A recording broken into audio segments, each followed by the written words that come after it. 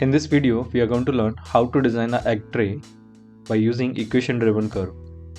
So let's start. We'll take front plane, click on sketch icon, and we'll go to the option equation driven curve.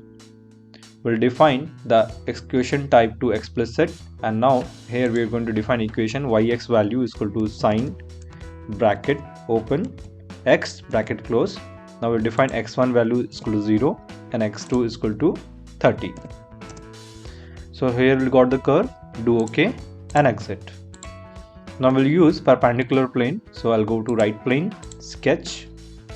Again we'll take the option equation driven curve. We'll define the same equation, sine bracket x 0 and the value 30.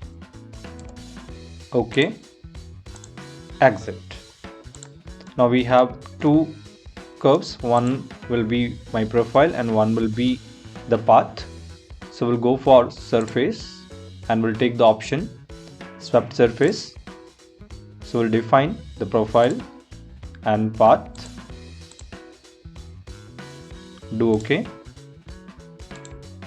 We'll add some thickness to this. For that we'll go to thicken command, we'll select the model, and here I'll define the thickness value to 0.1. OK.